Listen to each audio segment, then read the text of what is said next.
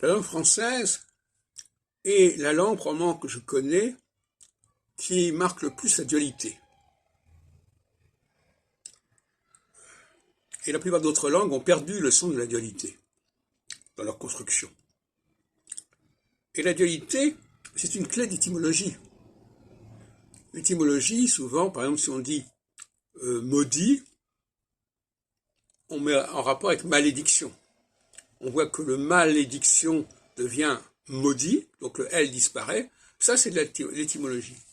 Et il y a, à mon avis, une nécessité à rapprocher linguistique et étymologie. Tout comme l'autre jour, je disais qu'il faut prendre conscience des problèmes posés par la synonymie.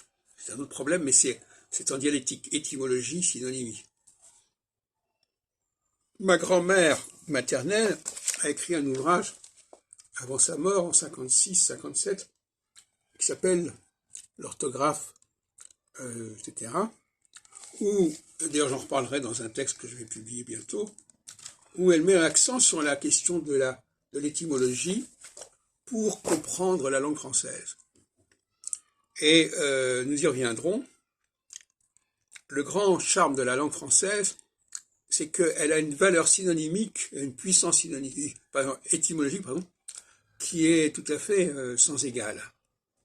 Alors, je vais prendre quelques exemples tout de même. Par exemple, fait, F-A-I-T, est factuel. Réalité est réel. Bon. Alors, j'ai montré récemment que l'anglais ne gardait qu'une partie de la problématique. Il connaît le mot fact, il ne connaît pas le fait. Il connaît le mot real, il ne connaît pas le mot réel, etc., etc. Il connaît le mot product, mais il ne connaît pas le mot produit. Et donc, il y a un appauvrissement de la langue française quand elle passe à l'anglais. Je dis bien appauvrissement, ce qui veut dire que c'est bien un passage du français en aval vers l'anglais. Il ne faut pas se leurrer là-dessus. Et donc, nous allons reprendre le problème en n'oubliant pas que le problème se pose non seulement au niveau de l'écrit, mais au niveau de l'oral. Parce que parfois, il y a un maintien au niveau de l'écrit de la dualité, mais il n'est pas respecté au niveau de l'oralité. Par exemple, même en français.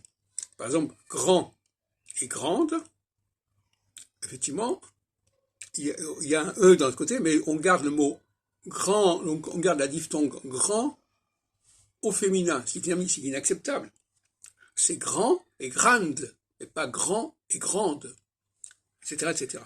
Voilà, donc c'est ça cette question qui se pose désormais et qui n'a pas été abordée correctement par les phonologistes, la phonologie et les phonèmes.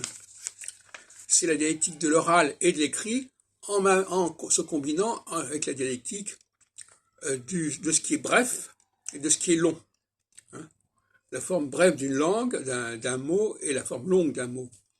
Par exemple, cheval, chevalier, par exemple, bon, ben, il y a cheval et chevaux.